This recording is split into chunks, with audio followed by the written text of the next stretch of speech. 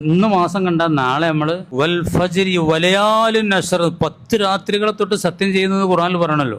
ആ പറഞ്ഞ പ്രധാനപ്പെട്ട 10 ദിവസമാണ് വരാൻ പോകുന്നത് നാളെയോട് കൂടെ. ഇന്ന് മാസം കാണുകയാണെങ്കിൽ 29 റസൂലുള്ള പറഞ്ഞത് മാമിൻ അയ്യാമിൻ, ഒരു ദിനങ്ങളും തന്നെ ഇല്ല, അൽ അമലു സ്വാലിഹു, സൽക്രമങ്ങൾ അഹബ്ബു ഇലല്ലാഹി, അള്ളാഹിലേക്ക് ഏറ്റവും പ്രിയങ്കരമായ ദിവസങ്ങൾ ഏതുമില്ല, മിൻ ആദിൽ അയ്യാം, ഈ ദിനങ്ങളെക്കാൾ.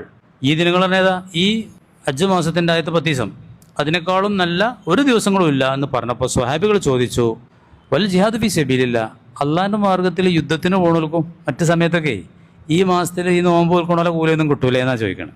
അപ്പം തങ്ങൾ പറഞ്ഞു വൽ ജിഹാദ് ഫി സബീലില്ലാ, അള്ളാഹിൻ്റെ മാർഗത്തിലുള്ള ജിഹാദും ഇതിനൊന്നും ഒക്കൂല.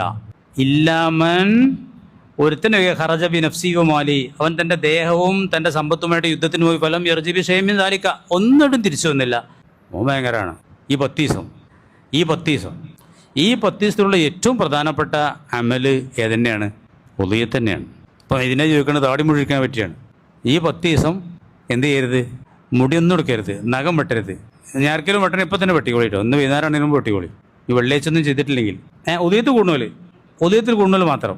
ഉദയത്ത് ഇറക്കേണ്ടത് വരെ മീശ വെട്ടരുത്, താടിൻ്റെ വർത്താനം വേണ്ടില്ല, മീശ വെട്ടരുത്, രോമങ്ങളൊന്നും എടുക്കരുത്, നഖം വെട്ടരുത്.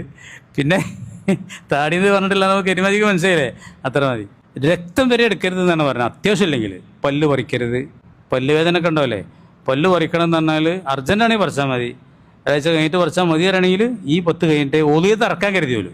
കാരണം ഓൻ്റെ എല്ലാ ശരീരഭാഗങ്ങളും ആ കർമ്മത്തിന് സാക്ഷ്യം വഹിക്കട്ടെ. ആ ഇത്തിക്കിലും മുക്തിയിലുമൊക്കെ ആ നഖവും പല്ലും രക്തമൊക്കെ പങ്കാളിയാവട്ടെ എന്നുള്ളതാണ്. അപ്പോൾ ഫാത്തിമയോട് തങ്ങൾ പറഞ്ഞു, ഫാത്തിമ നിൻ്റെ ഉദയത്തിൽ നീ സാക്ഷ്യം വഹിക്കണം, അവിടെ പോയി നിൽക്കണം. ആദ്യ തുള്ളി ചോരക്ക് പകരം നിൻ്റെ എല്ലാ പാപങ്ങളും പുറപ്പെടും. അവിടെ സാക്ഷ്യം വഹിക്കണം. അപ്പോൾ ഈ പല്ലും നഖം മുടക്കാൻ സാക്ഷ്യം വഹിക്കട്ടെ.